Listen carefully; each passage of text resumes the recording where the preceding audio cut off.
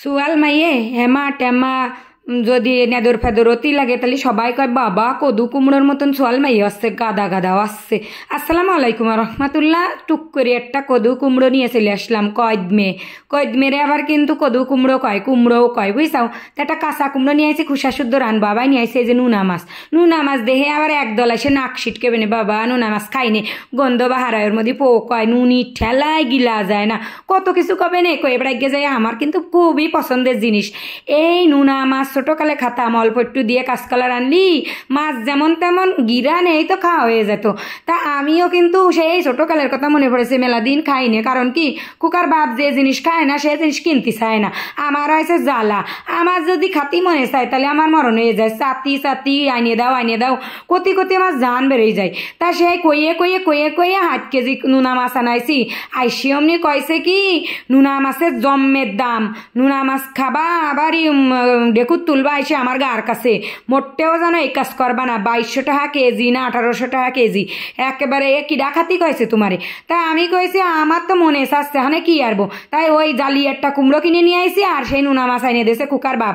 এইবার ওর মধ্যে কটা সাদা সর্ষে, কটা জিরে, কয়টা দই নিয়ে আর কটা কাঁচা জাল আর একটু রসুন আর কটা পেঁয়াজ দিয়ে একসাথে বাইটে নিয়ে আর সেই কুমড়োটা কুচিয়ে নিয়ে একসাথে বাটা মশলা দিয়ে রানবো, বুঝছাও। ছোটকালে আমার বড়মা রানতো এটা মেরে, আমি মেলা খাইছি বড়মা রাতের তরকারি, কিন্তু জীবনেও বলতে পারবো না। সেই যে একটা লোভ রয়েছে আমার, সেই লোভের ঠেলায় আজকে কুকার বাপরে দিয়ে বাধ্য করে কিনে নিয়ে আইছি এই নুনা মাছ। না হলে বাধ্য না হলে এত দামি মাছও কিনে এনে দেয়। ও কয় আমি যা খাবো না তাও অত দাম দিয়ে কিনবো না। ওই তো শুটকি মাছ, নুনা মাছ এসব কিন্তু খায় না। তারপরে সিলভার কাপ, তেলাপিয়া কোনো কিছুই খায় না, সেই সব কিচ্ছু কেনে না। আমি আবার বাপের বাড়ি গেলে আমার বাপ মারা সব জিনিস খায়, ওই জন্য হনি যে খাতে পারি। তা আমি করছি কি নুনা মাছ তো আমার ভালোই পছন্দ, তা আমার একটু আইনিয়ে দাও কয়ে তাই আনাইছি। যাই হোক, সে আইনিয়ে যখন দেশে তখন এর ডক করে রানবো একদম আমার পছন্দের মতো করে, জিরাম আমার বড়মা রানতো, আমি ছোটকালে খাতাম একদম ওইরাম। তা ওই কড়াইতে কিন্তু 1 খাবলা তেল দিয়ে বাটা মশলাটা দিয়ে একটুখানি পানি দিয়ে ভালো মশলাগুলো কষাই নিচ্ছি।